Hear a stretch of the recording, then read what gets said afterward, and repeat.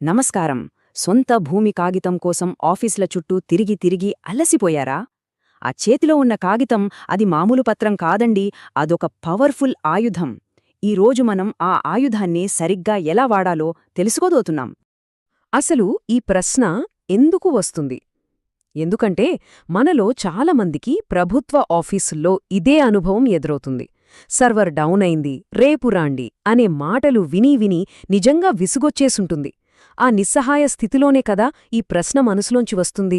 సరే, మన మొదటి సెక్షన్ నా భూమి నా హక్కు.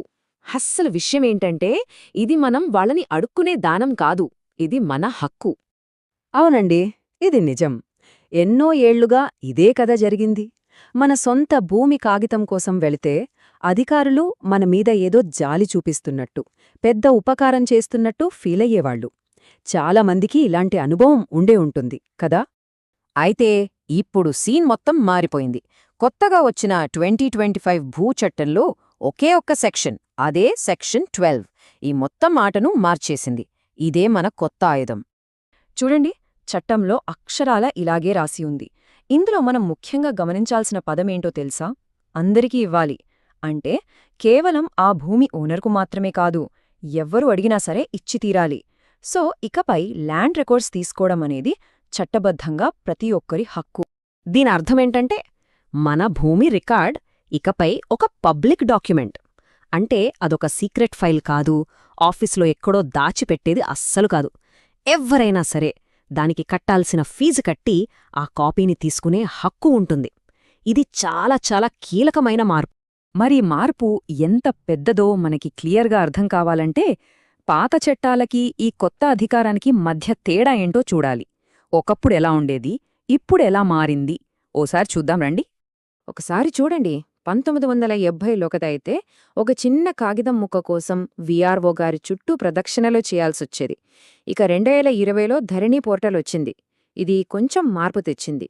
కానీ 2025 చట్టం దీన్ని నెక్స్ట్ లెవెల్కి తీసుకెళ్ళింది. ఇప్పుడు ఆన్లైన్లోనే కాదు, ఒకవేళ అవసరం అయితే నేరుగా ఆఫీస్కి వెళ్లి అడిగి తీసుకునే హక్కు కూడా మనకొచ్చేసింది. ఈ టేబుల్ చూస్తే మనకి తేడా చాలా క్లియర్గా అర్థమవుతుంది. పాత చట్టాల ప్రకారం ఆఫీసుల చుట్టూ తిరగాలి, అదీ కాకుండా కేవలం ఓనర్కి మాత్రమే ఇచ్చేవాళ్లు.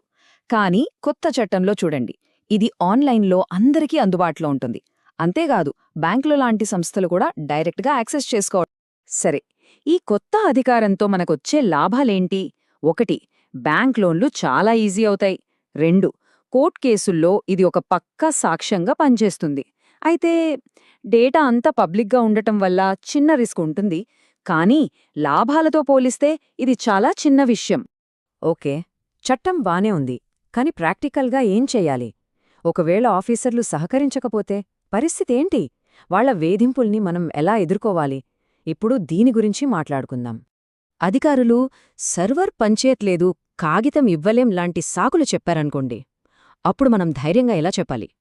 సర్, సెక్షన్ 12 ప్రకారం మీరు నాకు రికార్డ్ కాపీ ఇచ్చి తీరాలి. ఆన్లైన్లో రాకపోతే పర్లేదు, దయచేసి మాన్యువల్గా సర్టిఫై చేసి ఇవ్వండి. ఇలా అడిగే హక్కు మనకు. సరే, ఇది ఇంకో ముఖ్యమైన ప్రశ్న. ఎవరైనా మన భూమిని అక్రమంగా కబ్జా చేస్తే పరిస్థితి ఏంటి? ఇలాంటి భూకబ్జాలను ఎదుర్కోవడంలో ఈ సెక్షన్ 12 మనకు మొదటి రక్షణ కవచంలా ఎలా పనిచేస్తుందో ఇప్పుడు చూద్దాం.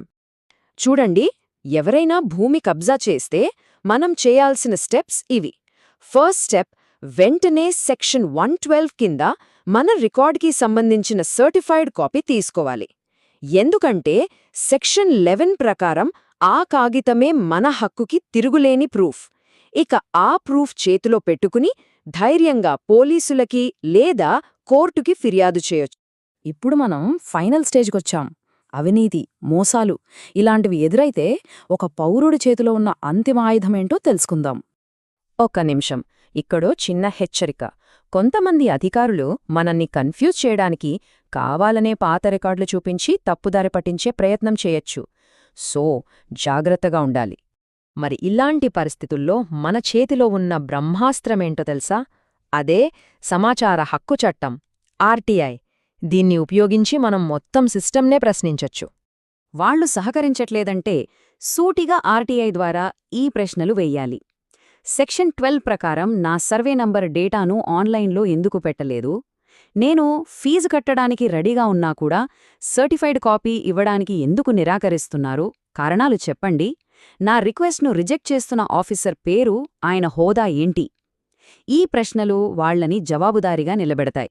ఒకవేళ ఏ అధికారి అయినా రికార్డులతో ఆడుకోవాలని చూస్తే దాని పర్యవసానాలు చాలా సీరియస్గా ఉంటాయి. సెక్షన్ 23 ప్రకారం ఉద్యోగమే పోవచ్చు, భారతీయ న్యాయ సంహిత ప్రకారం ఫోర్జరీ కేసు ఫేస్ చేయాలి. అంతేకాదు, ఇది ఆర్టికల్ 300A కింద రాజ్యాంగ ఉల్లంఘన కూడా అవుతుంది. సో వాళ్లు భయపడాల్సిందే. సో మనం గుర్తుపెట్టుకోవలసిన కీలకమైన పాయింట్ ఇదే: మన భూమి రికార్డ్ అనేది ఇప్పుడు మన హక్కు. అది చట్టం ద్వారా 100% రక్షించబడింది. ఇక భయపడాల్సిన పనే లేదు. చివరగా ఈ ఒక్క మాటను మనసులో బలంగా ముద్రించుకోండి. నా భూమి కాగితం అడగడం నా హక్కు, ఇవ్వడం వాళ్ల బాధ్యత. ఇదే ఈ కొత్త చట్టం మనందరి చేతిలో పెట్టిన అసలైన శక్తి. జై హింద్.